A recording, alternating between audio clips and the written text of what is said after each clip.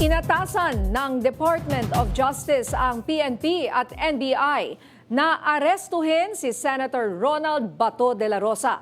Kasunod ito ng pagkilala ni Justice Secretary Frederick Vida sa warrant mula sa ICC. Yan ang umaarangkadang balita ni Mari Ocampo. Definitely there are leads. As to the exact leads, I cannot discuss them. Tinukoy na bilang fugitive from justice ni DOJ Secretary Frederick Vida si Senator Ronald Bato de la Rosa sa ginanap na press conference ngayong araw. Dahil dito, may direktiba na ang Philippine National Police at National Bureau of Investigation na i-issue ang warrant of arrest mula International Criminal Court. Senator Bato is a fugitive from justice. And he should be brought to the ICC to face the charges before him. May patutsada rin si Vida sa mga maaaring magtangkang tulungan si De La Rosa na magtago mula sa batas. There are consequences. Alam natin na sa panagtunan ng rule of law may pananagutan.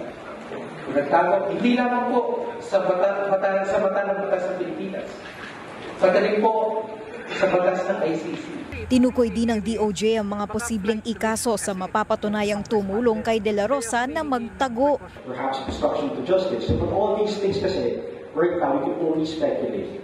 Right? Until we have the facts ascertained wholly. Hintayin na lang po natin.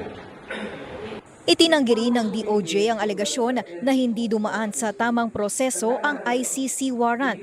Nagkaroon daw ng koordinasyon sa pagitan ng iba't ibang ahensya ng gobyerno. We were a member of the ICC being an internationally recognized court. So lahat po ng ginagawa natin ngayon is in the exercise of our absolute sovereignty. Nauna nang ibinasura ng Korte Suprema ang petisyon na harangin ang naturang arrest warrant. Sa opisyal na pahayag, interim relief muna ang napagpasyahan ng Korte Suprema. Nakatakdang ilabas ang buong resolusyon sa Lunes. Malugod namang tinanggap ng Office of the Solicitor General ang desisyon ng Korte Suprema. Ipinapakita ng desisyon na walang nakitang sapat na basihan ng Korte para pigilan ang implementasyon ng ICC arrest.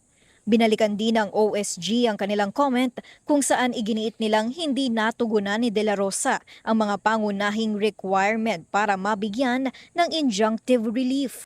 Giit ng OSG, ang kaso ng senador ay hindi lamang legal na usapin, kundi isang pagsubok sa tunay na commitment ng bansa pagdating sa justice at rule of law. Ako, si Mari Ocampo ng PRTV News, nagseserbisyo para sa Pilipino.